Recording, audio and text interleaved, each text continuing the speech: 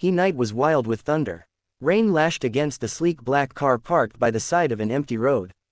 Inside sat Ethan Hale, a man the world called the ICE CEO. Billionaire, genius, heartless, that was what they said. But as he stared blankly at the rain pouring down the windshield, all he saw was a reflection of himself, lonely, cold, and empty. It had been 3 years since the accident that took his wife and unborn child. Since then, Ethan had buried himself in work, building Hale Industries into a global empire, but with every success, the silence in his mansion only grew louder. He avoided people, emotions, and memories, until that night. Suddenly, a faint knock echoed on the car window. Ethan flinched. Through the misty glass, he saw a young woman drenched to the bone, clutching someone, in her trembling arms. Her voice was muffled by the storm, but her desperate eyes told him everything before she even spoke. "Please, my child is sick. He's not breathing right. Can you help us, please?" Ethan hesitated. He could have driven away. He could have called someone and left it at that. But something inside him, something buried for years, forced him to open the door. "Get in," he said, his voice low but firm. The woman rushed inside, dripping water all over the leather seats. In her arms lay a small boy, barely 4 years old, pale and shivering violently. The child's breathing was shallow, his lips turning blue.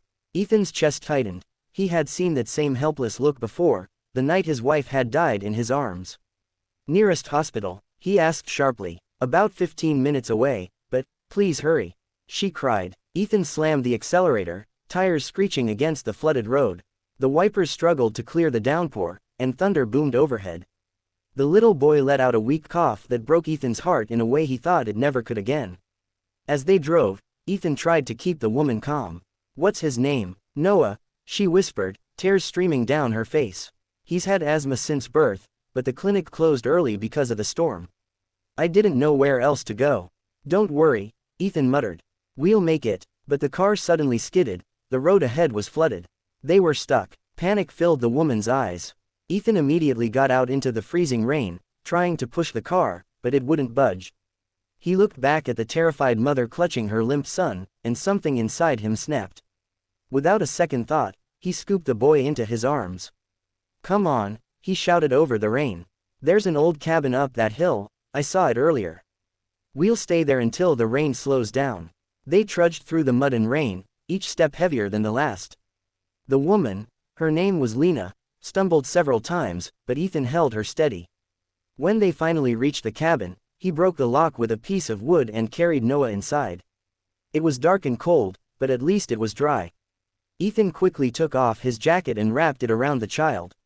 Lena sobbed quietly as she rubbed Noah's tiny hands, trying to warm him. Ethan knelt beside them, his usually emotionless eyes full of concern. "He needs warmth and steady air. I'll light a fire." Within minutes, he had one burning. The flickering flames cast soft light on the trio, one broken man, one desperate mother, and one fragile child fighting for life. Hours passed. Lena leaned against the wall, exhausted, while Ethan kept watch over the boy. He found himself whispering softly, "Come on, kid, you're stronger than this." When Noah finally took a deep, steady breath, Lena gasped and clutched Ethan's arm. "He's breathing better." Ethan smiled faintly for the first time in years. "Told you he would." When dawn came, the storm had passed. Ethan offered to drive them to the hospital, where Noah was quickly treated and declared out of danger. Relief washed over Lena's face as she looked at Ethan. I don't know how to thank you," she said.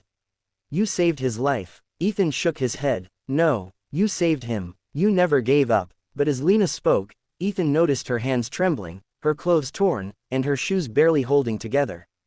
He realized she had nothing, no family, no home, no support.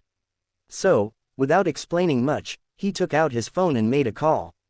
Within hours, Lena and Noah were resting in a private hospital suite, all expenses paid. Over the next few days, Ethan visited often. At first, Lena was intimidated by him, this cold, powerful man who seemed so far removed from her world. But she soon realized he was just lonely. Every time Noah smiled, Ethan's eyes softened. Every laugh from the child chipped away at the walls around his heart. One afternoon, as Ethan stood by the window watching Noah play with toy cars, Lena approached him. "Why are you helping us?" she asked quietly. Ethan hesitated, his voice breaking slightly. Because, once, I couldn't save my family. Maybe this is my second chance. Lena's eyes filled with tears. Without another word, she took his hand and whispered, then maybe we both needed this storm. Weeks turned into months. Ethan offered Lena a position at his company, helping manage a children's charity branch he'd never bothered to open before. With her compassion and his resources, the foundation soon began helping hundreds of struggling mothers.